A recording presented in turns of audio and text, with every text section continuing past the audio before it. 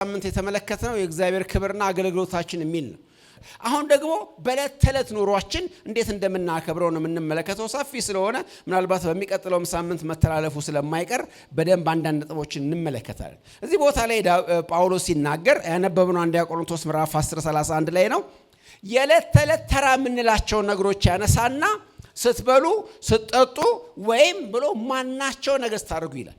ይሄ ማናቸው ነገር የሚለው መዘርዘር ትችላላችሁ። እናንተ ልብስ ስትለብሱ፣ ጸጉራችሁን ስታበጥሩ፣ ስትታጠቡ፣ ምንም ነገር ስታደርጉ ሁሉን ነገር ለእግዚአብሔር ክብር አድርጉት ብሎ ይናገራል የእግዚአብሔር ቃል። ምን ማለት ነው? ይሄን ነው እንግዲህ በኑሮ እግዚአብሔርን ማክበር ማለት በሁሉም ነገራችን ላይ በእያንዳንዱ እንቅስቃሴያችን ላይ ለእግዚአብሔር የምንሰጠው ነገር ነው። ለማሰዳት እንዲረዳኝ አንዳንድ ነገሮች ልናገር። ሰዎች በምድር ላይ የሆነ ነገር ካደረጉ በኋላ አቺቭ ካደረጉ በኋላ መታሰቢያነቱ ወይም ደግሞ ይሄ ነገር የሚውለው ለገሌ ነው ብለው መታሰቢያ ያደርጋሉ። ክብር ወይ ዴዲኬሽን የሚባል ነገር አለ አይደለ? ሰው መጽሐፍ ይጽፍና ለምሳሌ የዚህ መጽሐፍ መታሰቢያነቱ ለገሌ ነው ይላል። ምን ማለቱ ነው? ለገሌ ክብር አውየዋለሁ ይላል ያንን መጽሐፍ። ወይ ደግሞ ትልቅ ህንጻ ይመረቅና የገሌ መታሰቢያ ይባላል። የሆነ ነገር ይደረግና ትልቅ ነገር ተደርጎ ሲያበቃ ነገር ግን የዛ ድምዳሜው ለሆነ ሰው ክብር ይደረጋል። ኳስ ተጫዋቾች ይሄንን ጎሌን ወይ ደግሞ ይሄንን ዋንጫዬን ለገሌ ብለው ደረታቸው ላይ የሆነ ነገር ጽፈው ሲያሳዩ አይታችሁ ሊሆን ይችላል። ነገር ግን እያንዳንዷን ጡብ ሲያስቀምጡ ወይም እያንዳንዷን ጽሑፍ ሲጽፏት ለገሌ መታሰቢያ አይሉም፣ ሲጠናቀቅ ነው የሚሉት። ምን ማለት ነው? ለሆነ ሰው ክብር የምናውለው አንድ ነገር አጠቃላይ ሲጠናቀቅና ስናስመርቀው ነው። በእግዚአብሔር ላይ ክብር ግን ስንመጣ ነገሮቻችን በሙሉ ተደምረው የሆነ ትልቅ ነገር ላይ ሲደርሱ ሳይሆን እያንዳንዷ እንቅስቃሴያችን ለእግዚአብሔር ክብር መደረግ አለባት። ምን ማለት ነው?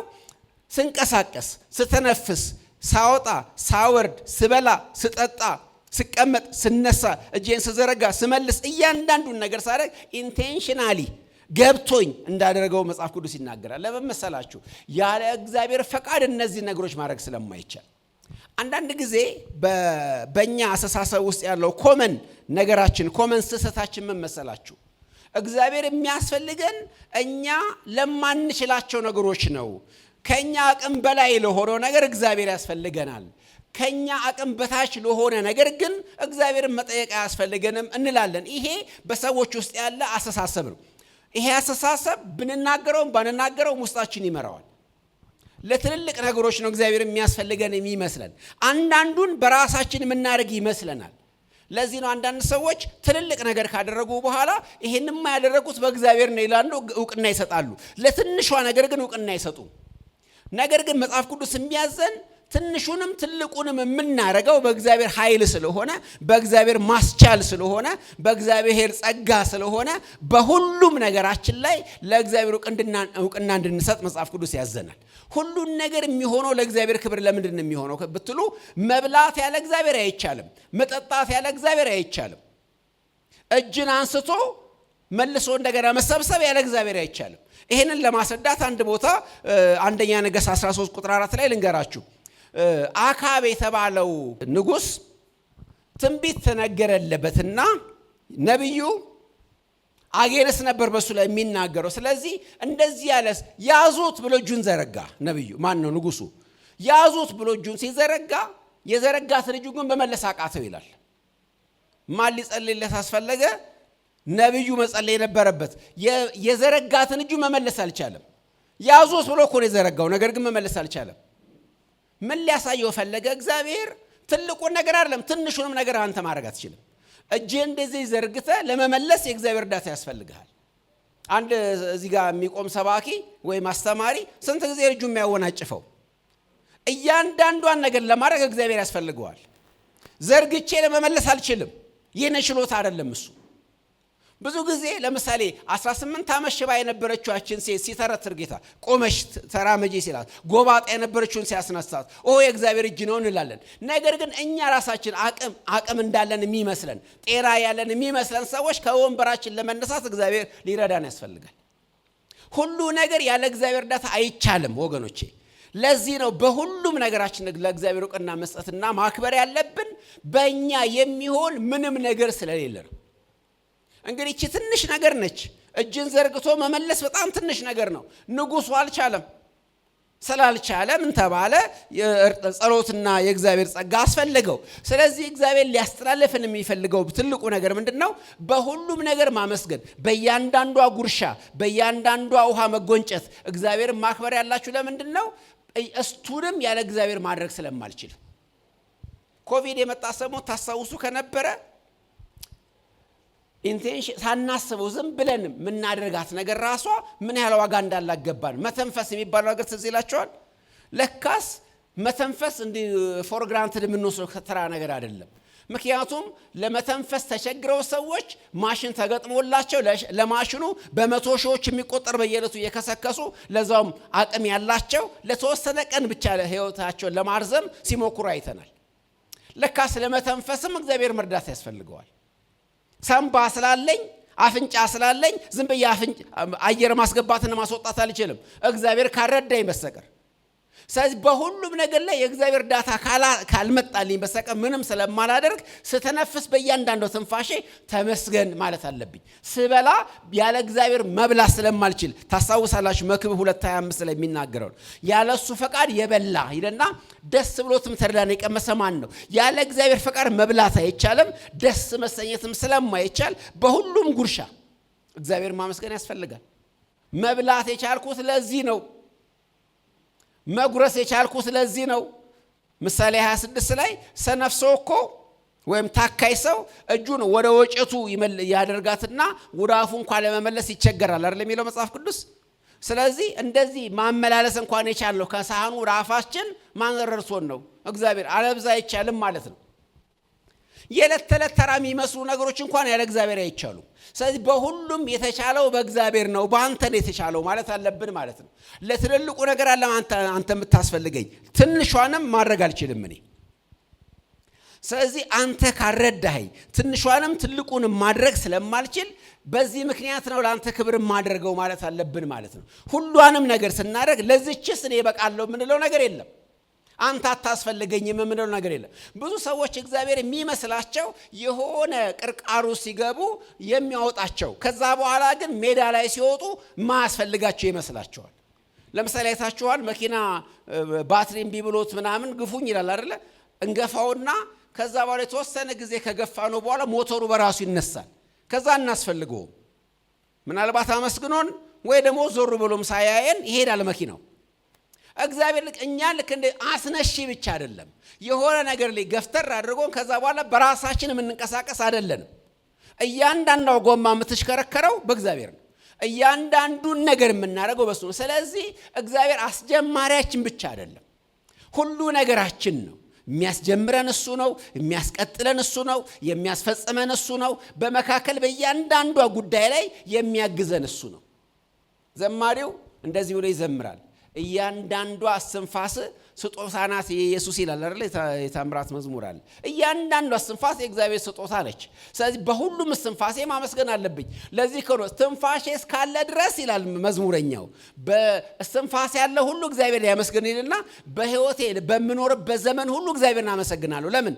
በመኖርበት ዘመን ሁሉ ማመሰግነው በመኖርበት ዘመን ሁሉ የሚደግፈኝ እሱ ስለሆነ፣ በመኖርበት ዘመን ሁሉ ያበቃኝ ለመኖር እሱ ስለሆነ፣ በሁሉም ጊዜ የእሱ እርዳታ ስለሚያስፈልግ እሱ የሚያቋቁመኝ ብቻ አይደለም። የሆነ ጊዜ አቋቁሞኝ አሁን ከዚህ በኋላ በልቀጥል የሚለኝ አይደለም። እግዚአብሔር ሁሉ ጊዜ እሱ ያስፈልገኛል። ለዚህ ነው በሁሉ ጊዜ ለሱ ክብር መስጠት የሚኖርብኝ የሚለውን ማሰብ አለብን። ሁሉንም ነገር የማደርገው ባንተ ነው። መብላት የምችለው ባንተ ነው። መጠጣት የምችለው ባንተ ነው። መተንፈስ የምችለው ባንተ ነው። እያንዳንዱ ነገር ያሰባችሁ ኢንቴንሽናል ሆናችሁ አመስግናችሁ ታውቃላችሁ። መራመድ ስለቻላችሁ ይሄኛው ነገሬን አነሳሁት፣ ደግሞም ይሄኛውንም ተነሳልኝ፣ አሁን ደግሞ ቀኙም ተነሳ፣ አሁን ግራው ተነሳ እያላችሁ ማመስገን ትችላላችሁ። እንደዚህ አይነት የምስጋና ቀኝት ሊኖርን ይገባል። በእንደዚህ አይነት ሁኔታ ለእግዚአብሔር ክብር መኖር አለብን ሁሉ ጊዜ።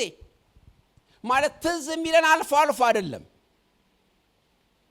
የሆነ ጊዜ ስንያዝ አይደለም፣ ሁሉ ጊዜ እንደሚያስፈልገን ሊገባን ያስፈልጋል። ለዚህ ነው መጽሐፍ ጳውሎስ ያበዛው በሚመስል መንገድ ስትበሉ ስትጠጡ ወይ ማናቸውን ነገር ስታደርጉ የሚለው ለዚህ ነው። ማናቸውንም ነገር ማድረግ ያለሱ ስለማይቻል በዮሐንስ 15 ቁጥር 5 ላይ ያለ እኔ ምንም ልታደርጉ አትችሉም ተብሎ ምንም ያለ እኔ ብዙ አትሄዱም አይደለም ጌታ ያለን። ያለ እኔ የምትሄዱበት ርቀት አጭር ነው አይደለም ጌታ የሚለን። ያለ እኔ ምንም ነው ማድረግ የማትችሉት፣ ምንም ማድረግ አትችሉም። ያለ እኔ ምንም ማድረግ አትችሉም ካለ እንግዲያውስ የምናደርገውን ሁሉ ለእግዚአብሔር ክብር እናደርጋለን ማለት ነው። የተያዙ ናችሁ ሁሉ ለእግዚአብሔር ክብር አድርጉትና ያለ እኔ ምንም ልታደርጉ አትችሉም የሚለውን ቃል በአንድነት ተረዱት። ያለሱ ምንም ማድረግ ካልቻልኩኝ እንግዲያውስ በማረገው ሁሉ እግዚአብሔር ማክበር አለብኝ። ምክንያቱም ማረጋትን ነገር ሁሉ ያደረኩት እግዚአብሔር ስለረዳኝ ስለሆነ ብለን ልናስብ ያስፈልገናል ማለት ነው። ዛሬ እስኪ 3 ነጥቦች ላንሳላችሁ። እግዚአብሔርን በህይወታችን በኑሯችን እንዳናከብር የሚያደርጉን 3 ማነቆች አሉብን፣ 3 ችግሮች አሉብን፣ 3 ሰብአዊ ድክመቶች አሉብን። እንደ ሰው ኃጢአተኛ በመሆናችን ምክንያት እነዚህ 3 ችግሮች አሉብን እግዚአብሔርን በኑሯችን እንዳናከብር የሚያደርጉን። የመጀመሪያው ነገር መርሳት የሚባለው ነው። መርሳት እግዚአብሔርን በኑሯችን እንዳናከብር የሚያደርገን የመጀመሪያው ትልቁ ፈተና መርሳት የሚባለው ነው። ሰው የሚረሳ ነው። ሰው የሚረሳ እንደሆነ የምታውቁት በትምህርት ቤት ደረጃችን የሚወስነው መሳትና ማስተዋሳችን ነው አይደለም? ትምህርት ቤት ጎበዝና ሰነፍ ተማሪ የሚለይበት መንገድ ጎበዙ የማስታወስ ችሎታ አለው። የተማሩን ሁሉ ልቅም አድርጎ እዛ ላይ ይናገራል፣ ያመጣል፣ ከዛ በኋላ ያልፋል። በህይወትም እንደዛው ነው። የማስታወስ ችሎታችን ብዙ ጊዜ በጣም ዝቅተኛ ነው። እንደ ክርስቲያን፣ እንደ አማኝ፣ እንደ ሰው ስንኖር እስራኤላውያን እግዚአብሔር ደጋግሞ የሚያስጠነቅቃቸው ትልቁ ነገር ምንድነው ብላችሁ ብትጠይቁ እግዚአብሔር እንደሚረሱ ያውቃል። እስራኤላውያን መቼም ለነሱ የተደረገው ለማንም አልተደረገም። የሚያስታውሳቸዋል ደጋግሞ። የመላእክትን እንጀራ ሰው በልቷል። ባህር ሲከፈል አይቷል። 10 መቅሰፍቶች በግብጽ ላይ ሲደረጉ አይተዋል። ሌላው ቀርቶ የነሱ ሰፈር ብቻ ተለይቶ ብርሃን፣ የግብፃውያን ሰፈር ጨለማ ሲሆን አይተዋል። የበኩር ልጅ እነሱ ቤት ሰላም ሲሆን ጎረቤት ሲሞት አይተዋል። ብዙ ነገር አይተዋል። እግዚአብሔር ለእስራኤል ያላደረገው ምንም ነገር የለም። እንደውም መጽሐፍ ቅዱስ እንደዚህ ይላል፣ እግዚአብሔር ለእስራኤል ቤት ከተናገረው አንዳች አልቀረም፣ ሁሉ ተፈጸመ እንጂ ይላል አይደለም? ኢያሱ ላይ እግዚአብሔር ሁሉን ነገር አድርጎላቸዋል። የእነሱ ችግር ምንድን ነው? መርሳት። መዝሙረኛው እንደዚህ ይላል፣ ወዲያው ፈጥነው ስራውን ይረሳሉ፣ በፍጥነት ይረሳሉ ስራውን። እስራኤላውያን እግዚአብሔርን እንዳያከብሩ ያደረጋቸው ትልቁ ነገራቸው ቢኖር ምንድነው? መርሳት የሚባለው ነገር። ሰው በጣም ይረሳል ወገኖቼ። የሰው መሰረት የተፈጥሮ መርሳት የሚባለው ነው። ይረሳል። ከየት እንደተነሳ ይረሳል። ትላንት ማን እንደነበረ ይረሳል። ምን እንደተደረገለት ይረሳል። ሁላችንም ትልቁ ችግራችን ይሄ ነው። ዘዳግም ላይ ምዕራፍ 8ን ብትመለከቱ ሙሉ ምዕራፉ እንዳትረሳ በሚሉ ማስጠንቀቂያዎች የተሞላ ነው። ያልተከልከውን ወይን ያልማስከውን ማሳ ጉድጓድ ስታገኝ፣ ሁሉ ነገር ሲሞላል፣ ስትበለጽግ፣ ማአት ነገር ስታገኝ፣ ቤት ሙሉ ሲሆን፣ ጎተራ ሙሉ ሲሆን፣ ሌማት ሙሉ ሲሆን፣ ቦሃቃ ሙሉ ሲሆን፣ ሁሉ ነገር ሲትረፈረፍልህ እንዳትረሳ አምላክን ተጠንቀቅ። ምክንያቱም እግዚአብሔር ለአባቶቻቸው ለአብርሃም፣ ለይስሐቅ፣ ለያዕቆብ በገባው ኪዳን መሰረት ሊባረካቸው ተናግሯል። ከአፉ የወጣውን ቃል እግዚአብሔር አይመልሰውም። ይባረካሉ ሰዎች ምንም ስለሆኑ አይደለም ወገኖች። በደንብ ስሙኝ። እዚህ ጋር እስራኤላውያን ዲዘርቭ አድርገው አይደለም ከናን የገቡት፣ ስለተገባቸው አይደለም የገቡት፣ ስለ አባቶቻቸው ተስፋ ነው የገቡት። ስለዚህ እነሱ በጽድቃቸው አይደለም የወረሱት ኢየሩሳሌምን። ያቺ ምድር ወተትና ማር የምታፈስ ነች። ያቺ ምድር ባለጸጋ የሆነች ምድር ነች። እስራኤላውያን ተባርከዋል እዛ ምድር ሲገቡ። ችግራቸው ግን ከገቡ በኋላ እግዚአብሔር እንደሚረሱ እግዚአብሔር ገብቶታል። በግብጽ ባሪያ እንደነበሩ፣ በግብጽ ስደተኛ እንደነበሩ፣ በግብጽ ምስኪን እንደነበሩ ፈጥነው ረስተው ለእግዚአብሔር ክብር ከመስጠት ተቋርጠዋል። ስለዚህ በዘዳግም 8 ላይ እናንተ አንብቡት። በጣም ትልቅ እንደም ራሱ ዘዳግም የሚባለው መጽሐፍ ራሱ እኮ ስሙ እንደሚያሳያችሁ የሪቪዥን መጽሐፍ ነው። ዘዳግም ድጋሚ ማለት ነው። የተደገመ መጽሐፍ ነው። እግዚአብሔር ለእስራኤል ያደረገውን ነገር ነው ሪማይንድ የሚያደርጋችሁ። ሙሉ ዘዳግም 34 ምዕራፍ ነው ያለው። ሙሉ ዘዳግም ስለ የማስታወስ መጽሐፍ ነው። ለምን ማስታወስ ያስፈልጋቸው? ስለሚረሱ ወገኖች። እኔ ብዙ ጊዜ እንደዚህ ያስባለሁ። ብዙ ዘዳግሞች ያስፈልጉናል። አይመስላችሁ? ብዙ ዘዳግም በሕይወታችን ያስፈልገናል። ምክንያቱም እግዚአብሔር ያደረገው ነገር እንደገና ሊነገረን ያስፈልጋል። ያደረገልን ነገር ሁሌ ሊነግረን ያስፈልጋል እግዚአብሔር። ምክንያቱም እንረሳለን፣ ፈጥነን እንረሳዋለን። እና እግዚአብሔር ዘዳግም መጽሐፍ ላይ በተለይ 8ኛው ምዕራፍ ላይ እንዳይረሱ ካስጠነቀቃቸው በኋላ ምዕራፍ 32 ላይ ስትመጡ ቁጥር 15 ላይ እንደዚህ የሚል በጣም የሚያሳዝን ቃል ትመለከታላችሁ። ይሽሩን ወፈረ፣ ረገጠ፣ ሰባ፣ ከዛስ የፈጠረውን እግዚአብሔርን ረሳ ይላል። በጣም የታወቀ የተነገራቸው ማስጠንቀቂያ የተፈጸመባቸው ለእግዚአብሔር ክብር እንዳንሰጥ የሚያደርገን ትልቁ ችግራችን ቢኖር መርሳት። እንረሳለን። ማን እንደነበርን ከየት እንደወጣን እንረሳለን። የተገባን ይመስለናል። ያንዳንዱን ያገኘነው ነገር የተቀመጥንበት ቦታ የተገባን ይመስለናል። እዚህ ጋር ቆሞ የማይክ ይዤ ስናገር በብዙ ሕዝብ መካከል የተገባኝ ይመስለኛል። በጣም አደገኛ ነው ወገኖቼ፣ በጣም አደገኛ ነው። ሁል ጊዜ መፍራት አለብን።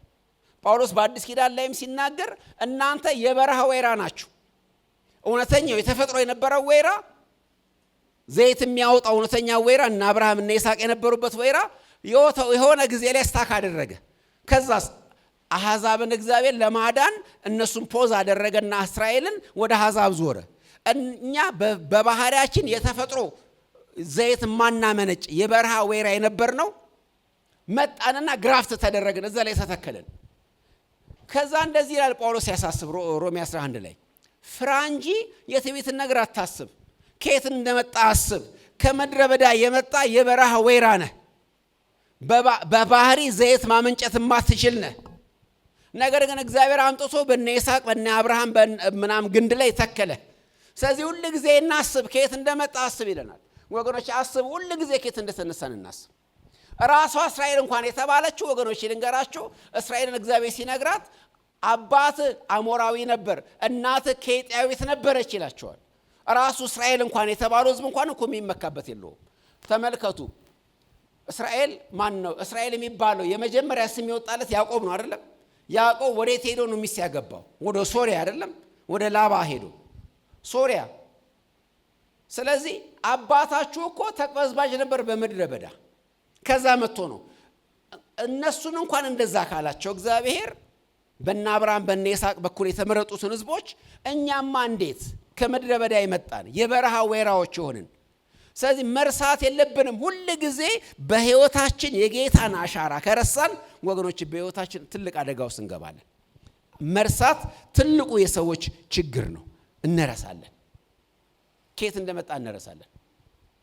ሳኦልን ተመልከቱ። ሳኦል አህያ ፍለጋ ወጥቶ ነው ንጉሥ የተደረገው እና በኋላ እንደዚህ ያለው ሳሙኤል ሲያስታውሰው በሌላ ሰው አይን አይደለም በገዛ አይንህ እንኳን ዘንድ እንኳን የበቃ ሰው አልነበርክም። ምክንያቱም ለራስህ እንኳን የነበረ ግምት በጣም ዝቅተኛ እንደነበር አስታውሳለሁ። በራስህ አይን እንኳን የተናክ እንኳን ብትሆን እግዚአብሔር ግን ንጉሥ አላደረገህ። ምን ይለዋል? አንደኛ ሳሙኤል 15 ላይ በራስህ አይን እንኳን ዘንድ ሌላውን ታው በገዛ አይንህ እንኳን ራሱ ለራስህ ማርክ ስትባል ዜሮ መስጠት ነበርክ ለራስህ። ሳኦል እኮ ኩራትም ምንም ታሪክም የነበረው ሰው አይደለም። አህያ ፍለጋ የመጣ ሰው ነው። ድንገት ነው ንጉሥ የሆነው። በኋላ ግን በእግዚአብሔር ላይ ኮራ። ስለዚህ አንደኛው ትልቁ ችግራችን ቢኖር ምንድነው? መርሳት የሚባለው ነው። እንረሳለን እና ትናንታችን እንረሳለን፣ የነበርንበት እንረሳለን እና ከመጣም በኋላ የተገባን አድርገን ራሳችን እናስባለን። አንዱ ችግራችን መርሳት የሚባለው ነው። ሁለተኛው ችግራችን ደግሞ ዓለማዊነት ነው። ዓለማዊነት የዓለም የዚህ ዓለም ስበት ዓለምን መውደድ።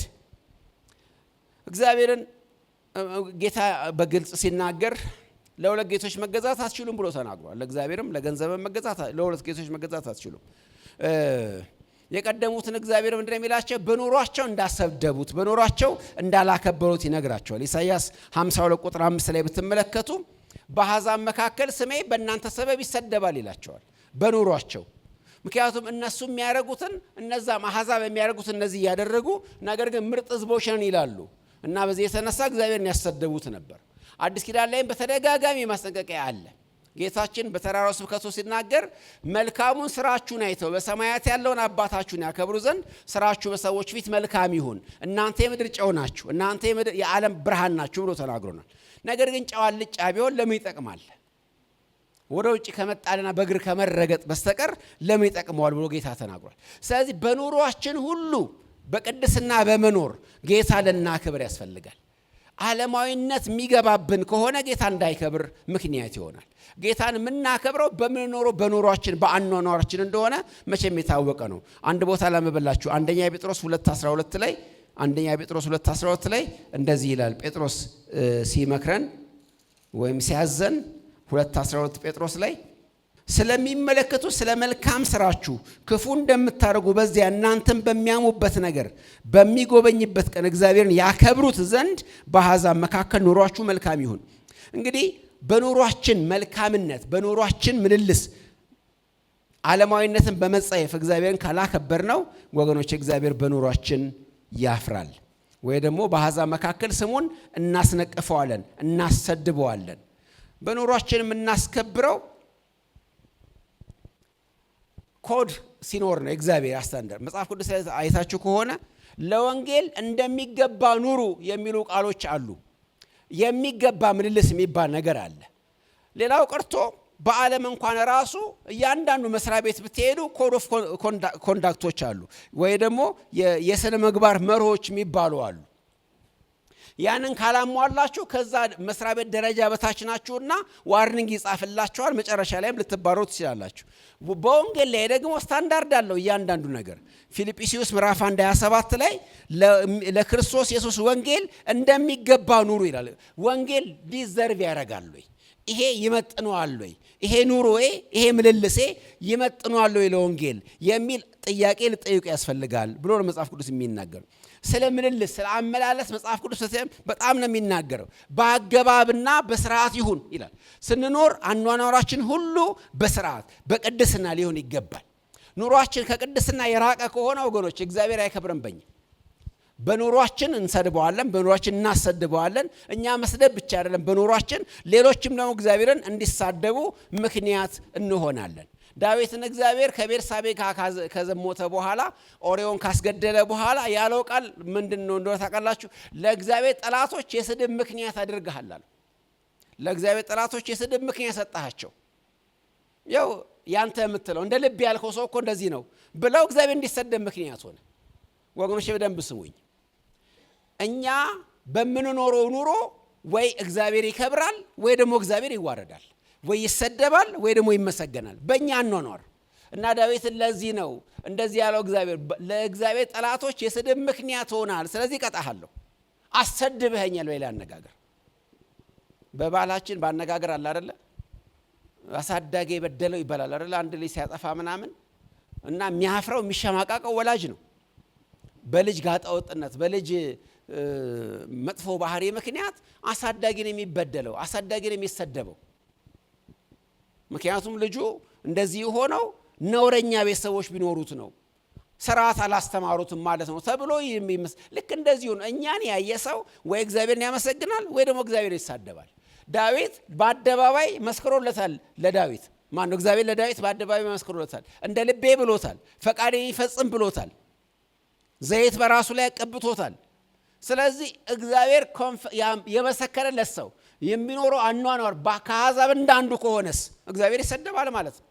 ማንን ያነሳው ማንን የመረጥከው ይባላል እግዚአብሔር። ኢዮብ ላይ ተመልከቱ።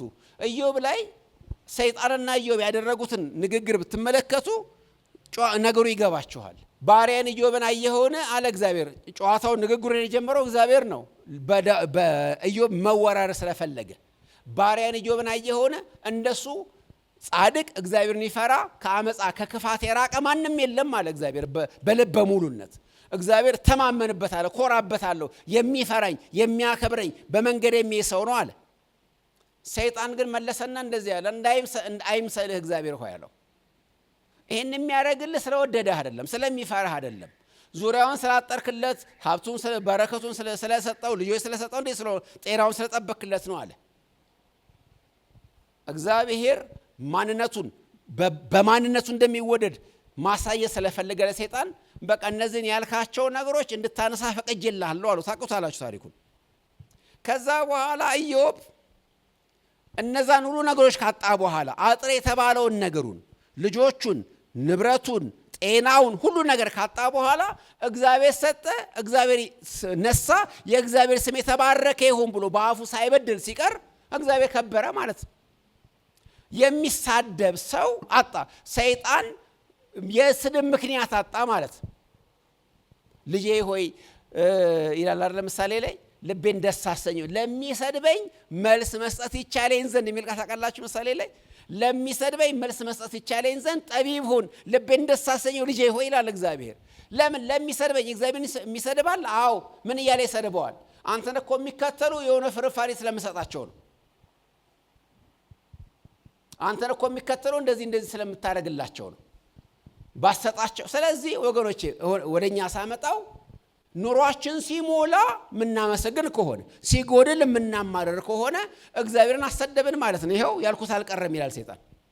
እንደዛ ይላሉ በዓለም ያሉት። እኛስ ምን አለን ይላሉ። የዓለም ኑሮ ስርዓት ምንድን ነው? አንድ የድሮ መዝሙር ልንገራችሁ። እንደዚህ የሚል የድሮ መዝሙር አለ። ኑሮ ሲሞላ ዳዊትን መድገም፣ ትንሽ ሲጎድል ጌታን መራገም። ከየት አመጣው ይሄንን ጸባይ? ከምድር ነው ወይስ ከሰማይ? የሚል አንድ የድሮ መዝሙር አለ። ኑሮ ሲሞላ ዳዊትን መድገም፣ ትንሽ ሲጎድል ጌታን መራገም። ይሄ የማጠግባ ተግባር ነው በዓለም ያሉት አይደለም እንዴ? በዓለም ላለ ሰው የሆነ ድንገት ያላሰበውን ነገር ብሰጡት፣ ሰርፕራይዝ ብታደርጉት ደስ አይለው? ተመስገን አይልም? ይላል። ብትነጥቁትስ፣ ብትወስዱበትስ ይሳደባል። እግዚአብሔርን ሳይቀር ይሳደባል። ፀሐይ ሲያቃጥለው እግዚአብሔር ይሳደባል። የሆነ ነገር ሲመጣበት እግዚአብሔር ይሳደባል። እንደዛ ከሆነ አኗኗራችን እግዚአብሔርን በኑሯችን አናከብረውም ወገኖች። አኗኗራችን እንደ ዓለም ከሆነ ለዚህ እኮ ነው ይሄን ዓለም አትምሰሉ የተባለው። ለዚህ ነው ይሄን ዓለም የምንመስል ከሆነ በኑሮ ስርዓቱ ይሄን ዓለም የምንመስል ከሆነ። ምክንያቱም ዓለም ይታወቃል። ሲሞላለት ይዘምራል፣ ሲጎድልበት ደግሞ ያለቃቅሳል፣ ያማራል፣ ይራገማል። ሲሞላ ዝምሬ ሲጎድል አላለቅስም ብለን እኮ የምንዘምረው ለዚህ እኮ ነው። በምንም ሁኔታ አምልኮ አልቀንስም የምንል እኮ ለዚህ ነው። እንደዛ የሚሆን ሰው እግዚአብሔርን ያከብራል። በኑሮ እግዚአብሔር ማክበር ማለት ይሄ ነው፣ ዓለማዊ ሴቶችን ባለመከተል። ምክንያቱም ዓለማዊ ሴት ምንም ጥያቄ የለውም። ማንኛውም ሰው የሰጠኝን ሰው አመሰግናለሁ፣ ሲነሳኝ ደግሞ ሰድበዋለሁ። እንደ አዝማሪ ማለት ነው። አዝማሪ እናንተን ቆነጃጅት አድርጎ ወይ ደግሞ ጀግና አድርጎ ታሪካችሁን ዝቅ ከፍ ከፍ አድርጎ እንዲያመሰግናችሁ ከፈለጋችሁ ሌላ መላ የለውም። ምንድን ነው ማድረግ ያለባችሁ? አውጥታችሁ ግንባሩ ላይ ምን ማድረግ ነው? መለጠፍ ነው አይደለም? አዝማሪው ግንባር ላይ ብር ብትለጥፉ ዘር ማንዘራችሁን የጠራ 7 ቤት ድረስ ይባርካቸዋል፣ ያመሰግናቸዋል። ባሰጡትስ ይሳደባል፣ ይራገባል። ሌላ ቆርጦ ታውቃላችሁ አይደል? ለማኝም እንደዛ ነው የሚያደርገው። ሲሰጡት እንትን ያደርጋል፣ አለዛ ተሳርቦ ይሄዳል አይደለም እንዴ? ልክ እንደዛ ከሆነ ይሄ ዓለም ጸባይ ነው። እግዚአብሔር ሲሰጠን ኑሯችን ሲሞላ፣ ጤናችን ሲስተካከል፣ ምናምናችን ኪሳችን የሞላለት ምናመሰግን ከሆነ፣ ቸርች ምንመጣ ከሆነ፣ ምስክርነት ምንሰጥ ከሆነ፣ ሲጎልብን ደግሞ ምናኮርፍ ከሆነ፣ ቸርች ምንቀር ከሆነ፣ ዝማሪያችን የሚቋረጥ ከሆነ በቃ ለምን መስለናል? እግዚአብሔር በዚህ ይሰደባል፣ እንዳናከብረው እንሆናለን።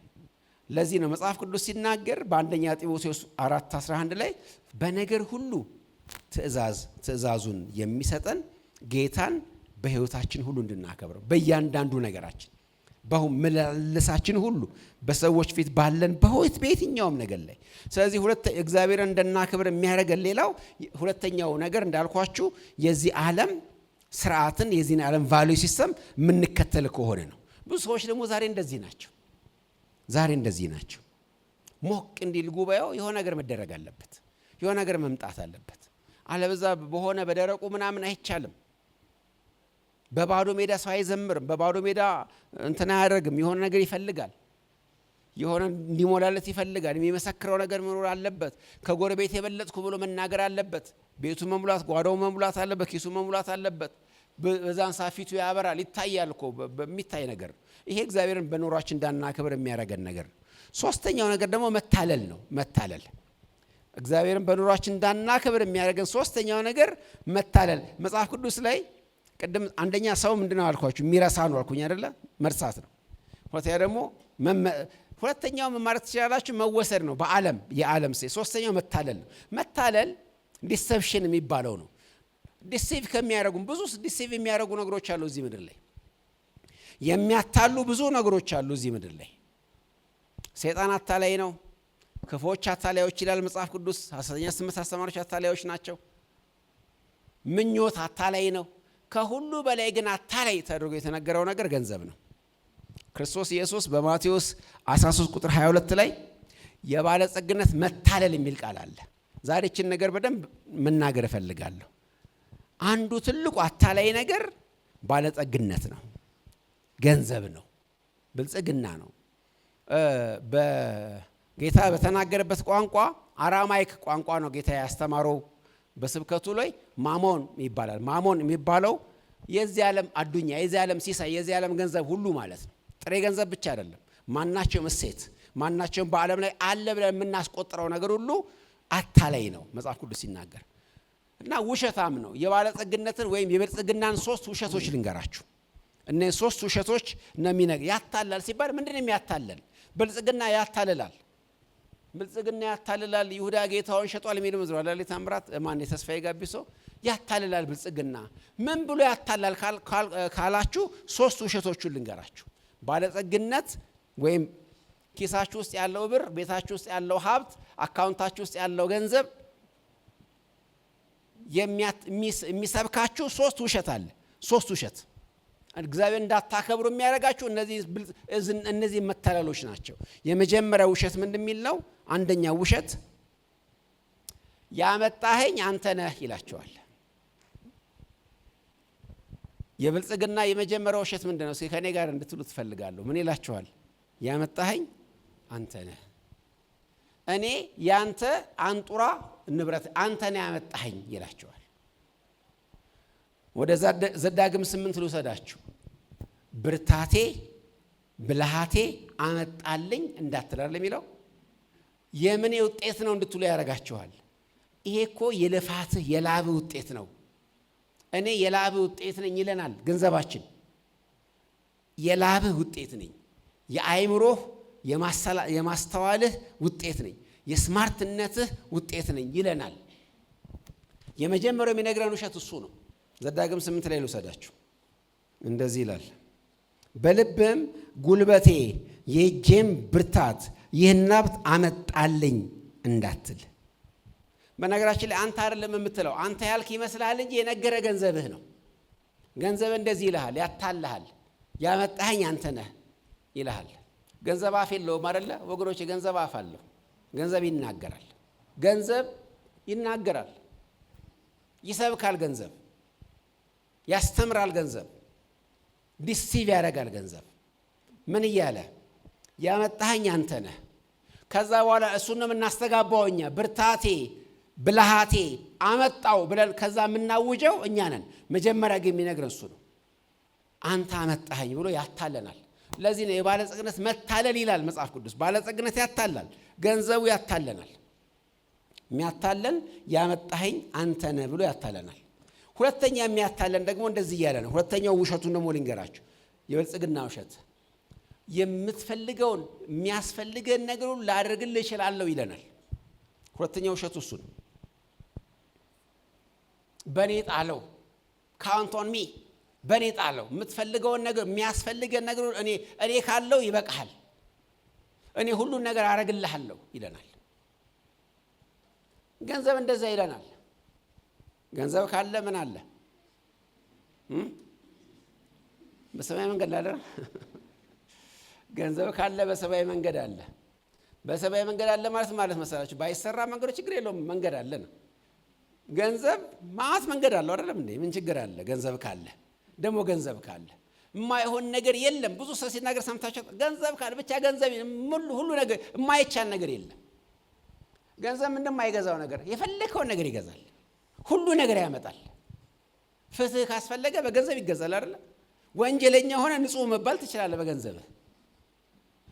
ምንም እውቀት ሳይኖርህ ባለጸጋ ሆነ ዲግሪ ያለው መባል ትችላለህ በገንዘብ ትገዛለህ አይደለም እንዴ? ወረቀት አይገዛም እንዴ በገንዘብ?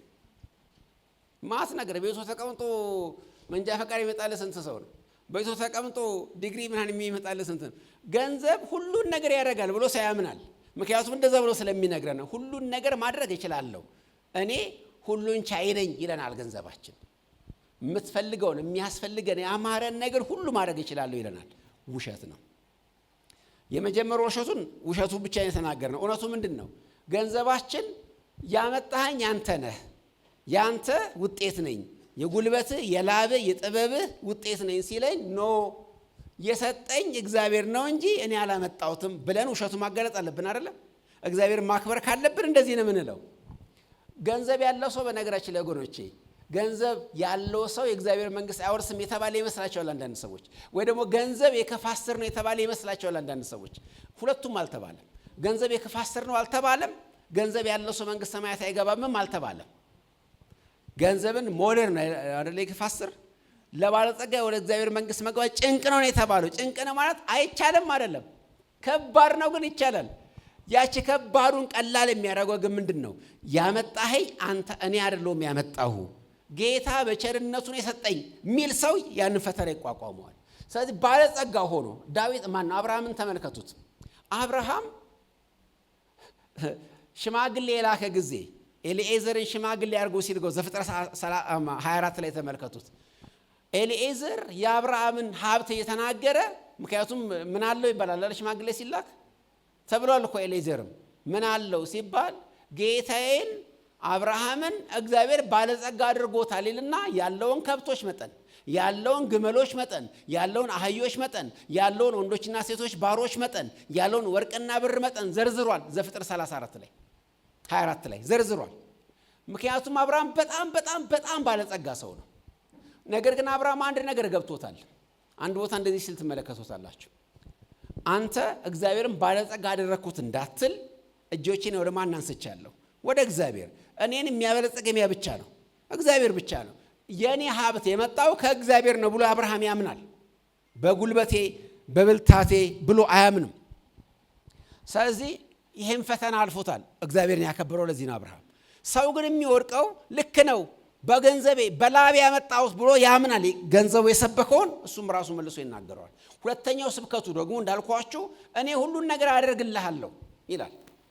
ይሄም ውሸት ነው፣ ሁሉ ውሸት ነው ይሄ።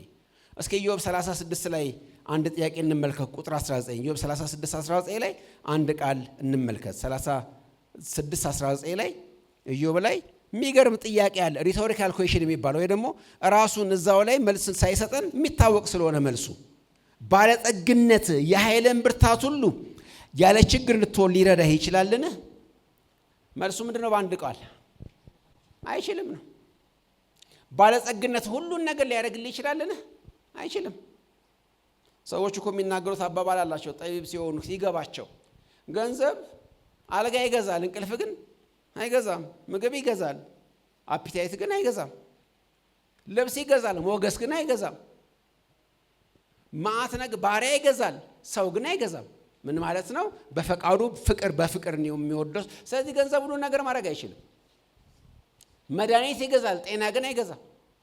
ጎጎነቼ ገንዘብ ሁሉን ነገር ማድረግ አይችልም። እችላለሁ ግን ይለናል። ሁሉን ነገር ማድረግ በእኔ ጣለው ይለናል። ኖ ባንተ አልጥለውም፣ አንተ አትችልም። ሁሉን ነገር ሊሚቴሽን አለብህ። ምንም ነገር ማድረግ አትችልም። ትንሽ ነገር ነው ማድረግ የምትችለው ነገር፣ ሁሉም ማድረግ አትችልም ማለት አለብን ገንዘባችን። ሁለተኛው ውሸቱ እሱ ስለሆነ አንደኛው አንተን ያመጣኸኝ የሚል ነው። እኔ አላመጣሁም፣ ከኔ ላይ እጅን አንሳልኝ፣ ያመጣ ጌታ ነው፣ እግዚአብሔር ነው የሰጠኝ፣ የኔ አይደለም። ሲጀመር እኔ ስቴዋርድ ነኝ፣ አስተዳዳሪ ነኝ፣ ባለቤት አይደለሁም፣ ኦነር አይደለሁም፣ ባለ አደራ ነኝ፣ መጋቢ ነኝ፣ የዚህ ገንዘብ ስቴዋርድ ነኝ። ኦነሩ እግዚአብሔር ነው ማለት አለባችሁ ውሸቱን ለማጋለጥ። ሁለተኛ ሁሉ ነገር አደርግላለሁ። ኖ ሁሉ ነገር አታደርግልኝ። ሁሉ ነገር ማድረግ የሚችለው ባለፈው ተመልከ ኢሴንሻል ቢንግ ምንድን ነው? ያለ ምንም መኖር የማይቻል ነገር ምንድን ነው? የመጀመሪያ ሳምንታችን ልውሰዳችሁ። ያለ ምንድን ነው መኖር የማይቻለው? ያለ ውሃ፣ ያለ አየር፣ ያለ ምግብ፣ ያለ ልብስ፣ ያለ መኪና፣ ያለ ሞባይል፣ ያለ ምንድን ነው መኖር የማይቻለው? እስኪ መልሱልኝ በአንድነት። ያለ እግዚአብሔር ነው አይደለም እንዴ?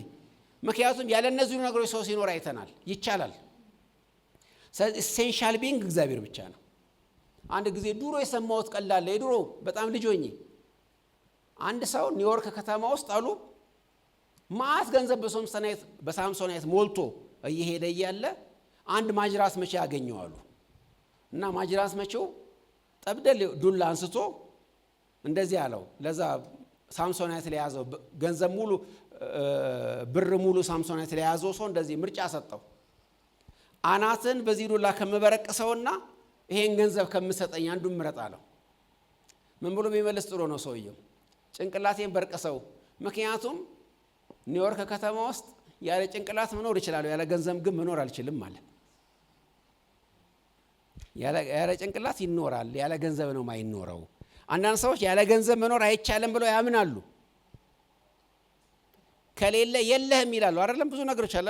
ያለ ገንዘብ መኖር ኢሴንሻል ቢይንግ ነው ለአንዳንድ ሰዎች። ገንዘብ ኢሴንሻል ቢይንግ ነው። ያለሱ መኖር አይቻልም፣ ሪፕለስ አይደረግም። ነገር ግን ለገንዘብ መናገር አንተ ኢሴንሻል አይደለህም፣ አንተ ሁሉ ነገር አታሟላለኝም፣ ሁሉን ነገር የሚያሟላልኝ እግዚአብሔር ነው ብለን ውሸቱን ማጋለጥ አለብን።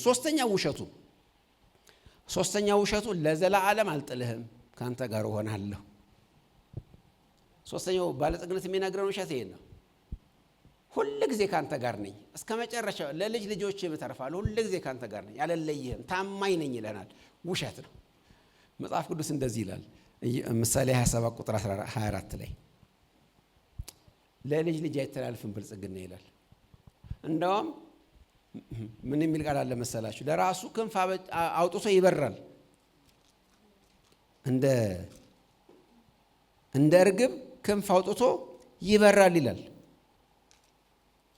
ክንፍ አውጥቶ ስለሚበር ጥሏችሁ ይሄዳል። ድንገት ጥሏችሁ ይወጣል። ድንገት ይከዳችኋል። ከትላንትና ወዲያ ቢሊየነር የነበረ ሰውዬ ዛሬ ያጣ አይነት ድሃ ሊሆን ይችላል። ሆኖም ያውቃል። ማታ ሲተኛ በጣም ባለጸጋ ሆኖ ጠዋት ሲነሳ ምንም ነገር የለው ምስኪን ድሃ ሊሆን ይችላል። ልበላችሁ፣ አንድ ድንገት አዋጅ ቢታወጅ ቢወረስ ንብረቱ ባለጸጋ የነበረው ሰውዬ ኦል ኦፍ ኤ ሰደን መናጢ ድሃ ይሆናል። ስለዚህ ምንድነው መጽሐፍ ቅዱስ የሚነግረን? አትተማመንበት፣ አይናጠልበት። ምክንያቱም እሱ ላይ አይነን ከጣልክ ይጠፋል ብሎ ነው የሚነግረን። ስትተኛ ምሳሌ ኢዮብ ላይ አንድ ቃል እየፈለኩ ነው። ምን መሰላችሁ የሚለው? ባለጸጋ ሆነህ ትተኛለህ፣ ስትነሳ ድሃ ትሆናለህ የሚል ቃል አለ። እና እንደዚህ ሆኖ ስለሚያውቅ በዓለም ታሪክም በተዘረፉ የሆነ ነገር ቢሆን ታሪክ ቢለወጥ ሕግ ቢለወጥ ምን ትሆናላችሁ? ሌላ ቀርቶ ምንዛሬ እንኳን እኛ ሀገር ስንቱን ሰው ነው ደሙን ከፍ ያደረገው የሰበሰበው በኢንፍሌሽን ድንገት 30 በመቶ 50 በመቶ ምናምን በመቶ እንደወረደ ሲሰማ ሰው አላያችሁም? እንበልና አሁን እና IMF እንደሚያስፈራሩን ዶላር በጣም ሲጨምር እጃችን ላይ ያለው ብር ምን ትሆናለች? ወረቀት ትሆናለች።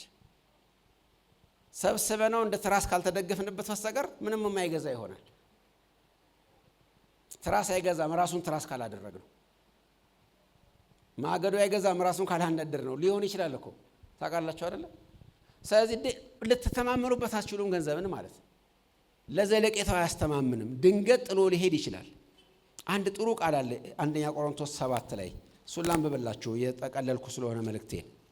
አንደኛ ቆሮንቶስ 7 ላይ በጣም ግሩም የሆነ ቃል ይናገራል። በነገራችን ላይ እዚህ ጋር ላቁሞና ልንገራችሁ ይሄንን የቆሮንቶስ ደብዳቤ በተለይ አንደኛ ቆሮንቶስ ብለን የምንጠራው ደብዳቤ ጳውሎስ የጻፈው ለቆሮንቶስ ሰዎች ጥያቄ መልስ እየሰጠ ነው። በደንብ ስሙኝ። እዚህ ጋር አውዱን ኮንቴክስቱን በደንብ እንድንመለከተው። የቆሮንቶስ ሰዎች ጥያቄ ነበረባቸው።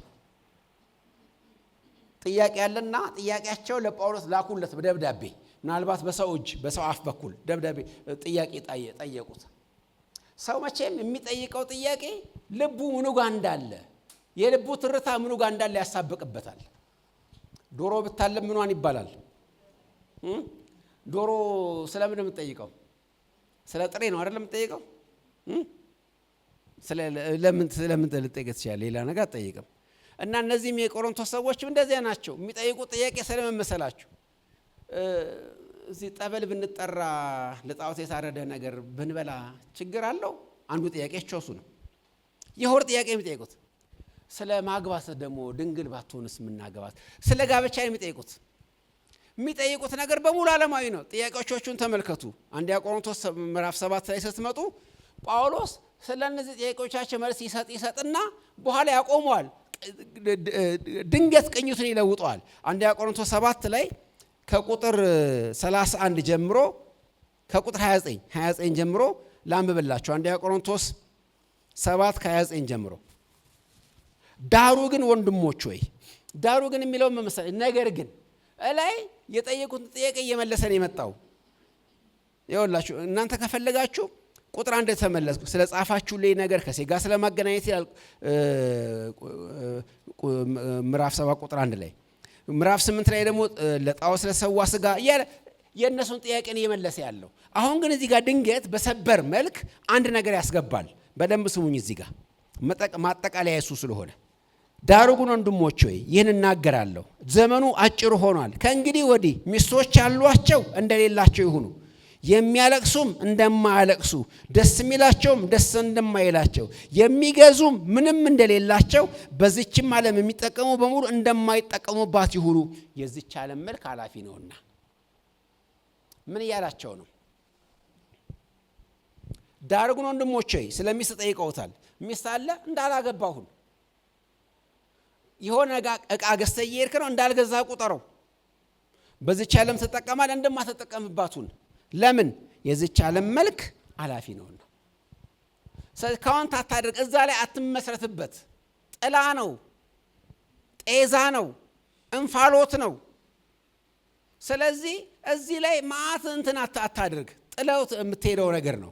ሰሱ ላይ ብሎ ይናገር። ያዕቆብ ደግሞ ግሩም ቃል ይናገራል። እሱን የመጨረሻ ጥቅስ ስላደርገው አንድ ያዕቆብ ምዕራፍ 1 ላይ ከቁጥር 11 ጀምሮ ከቁጥር 10 እስከ 11 ጀምሮ ያለውን ቃል ላንብብላችሁ። የተዋረደ ወንድም ግን በከፍታው ባለጸጋም በውርደቱ ይመካ።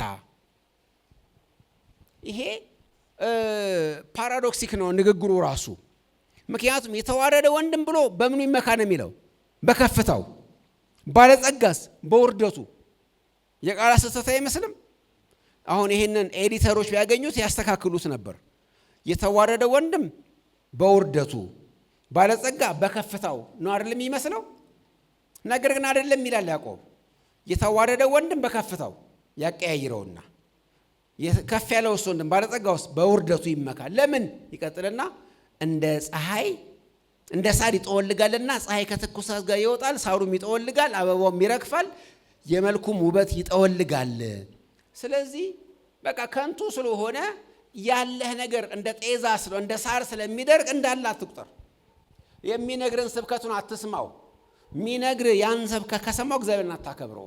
ምክንያቱም ሁለቱንም ነገር ማክበር አትችልም። ሁለቱንም መውደድ አይቻልም። ለሁለቱም መገዛት አይቻልም፣ ለእግዚአብሔርም ለገንዘብም። ስለዚህ እነዚህ መታለሎች ለእግዚአብሔር ክብር እንዳንኖር ያደርጉናል።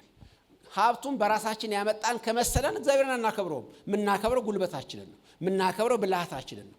ሀብቱ ሁሉ ነገር የሚያደርግልን ከመሰለን እግዚአብሔርን አናከብረውም። ምክንያቱም ገንዘብ ያደርግልኛል፣ ገንዘቤ ውሎ ይግባ እንላለን።